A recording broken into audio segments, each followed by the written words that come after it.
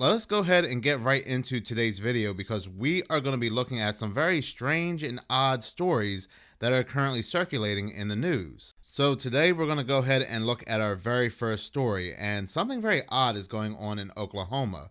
Not only were they facing some very bizarre and odd weather, 6 to 12 tornadoes touched down, bringing along flash floods and very severe hail during a time that Oklahoma really doesn't see tornadoes. But out of nowhere in Gary, Oklahoma, an entire police department, including the police chief, the police captain, and 2 members of the city council, just resigned. Without any explanation whatsoever, they just resigned. An Oklahoma town is scrambling to deal with the resignation of their entire police force. This happened today in Gary.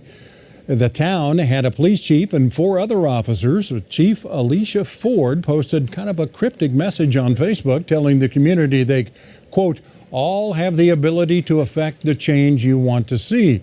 Well, her resignation letter was followed by a letter from the city saying, quote, we were able to quickly secure an interim chief of police effective immediately.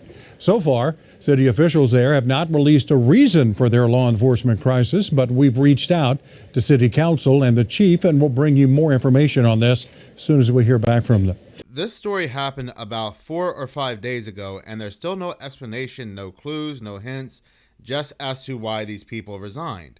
Now, this police force is rather small. There are 4 police officers, the police chief, the police captain, and like I said, 2 members of the city council. They all resigned together. Even though this is a small police force, because the town they are protecting is also rather small, the residents are speaking out. They're up in arms because they believe that these sudden resignations put the entire town in jeopardy. It puts these citizens in danger. For the nearly 1,000 people who live here in Gary, they've lost their entire police department and 2 of their 3 city council members in a single day. Residents tell me they feel like their city is crumbling around them.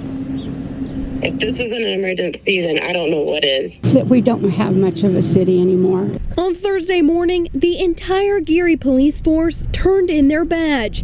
That's 5 officers, including the police chief.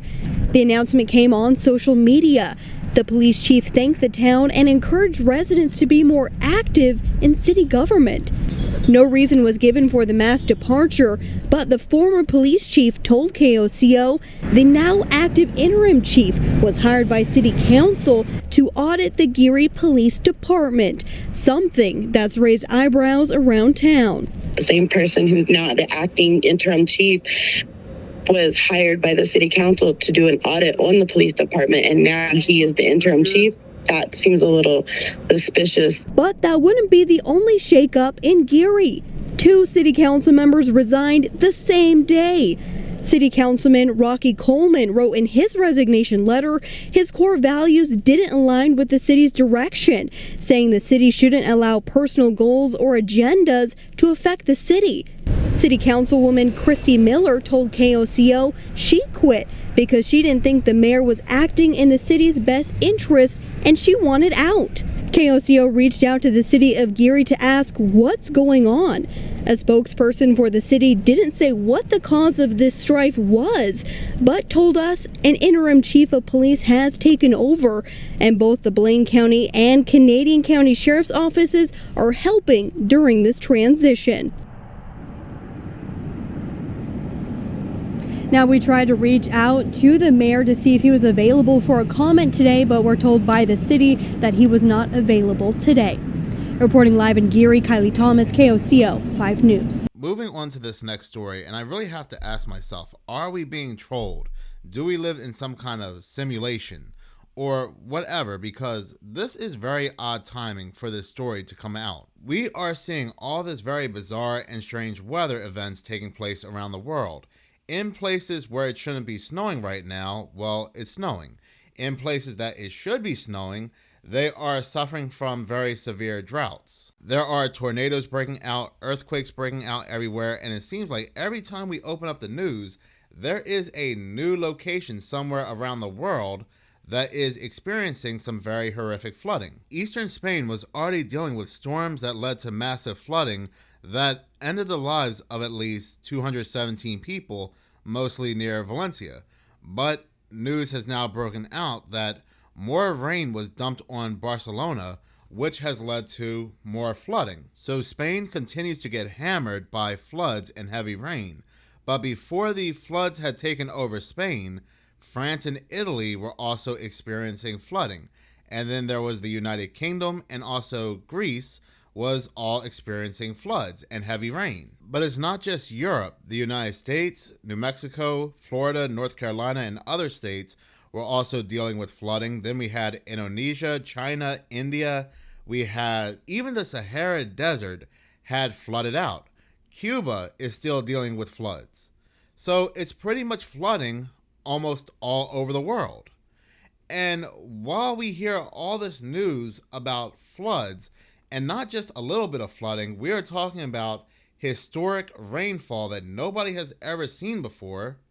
Well, news has come out that researchers, scientists, may have found the map to Noah's Ark.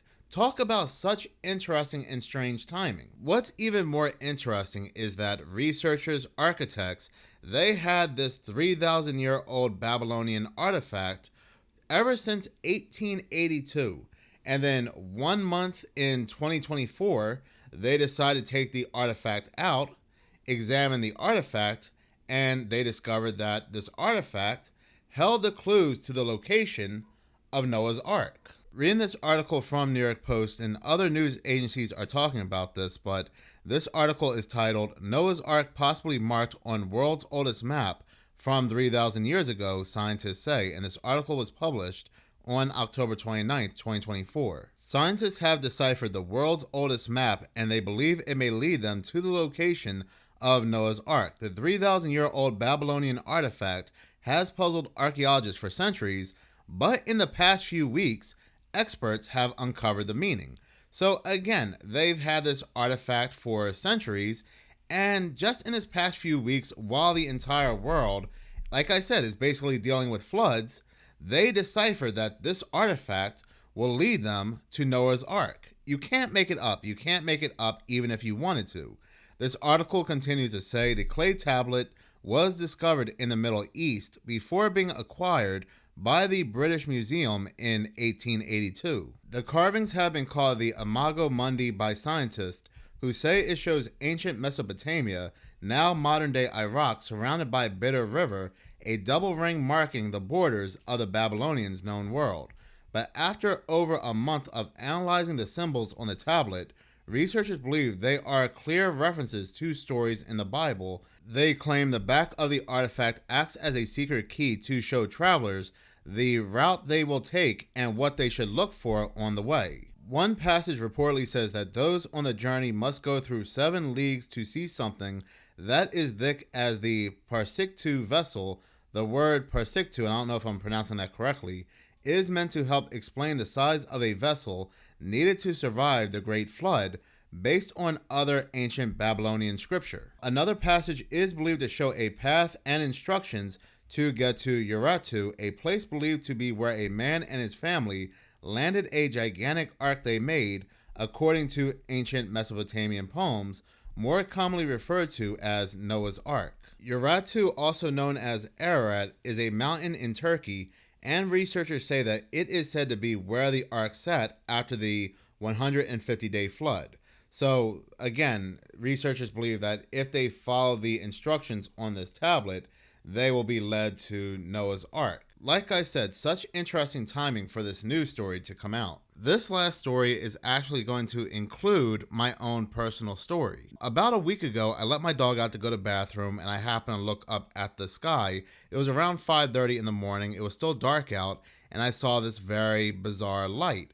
And at first, I thought it was the moon. This light was doing all kinds of crazy things. It was phasing in and out. It was getting bigger. It was getting smaller. And so I rushed back inside the house to look for my phone. I was scrambling to find my phone. By the time I found it and went back outside to record it, this is all that I captured. So I was going to make a story about what I had seen, but there really isn't much to work with. As you can see, I caught this light as it was fading away. So how can I really explain this? I didn't capture the whole thing on camera, and even if I did capture this on camera, there will be people that will say it's AI.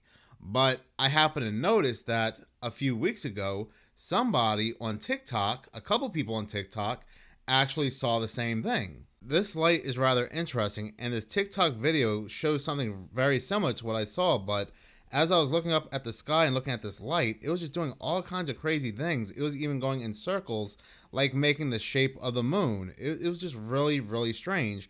And I also happened to see this on Reddit.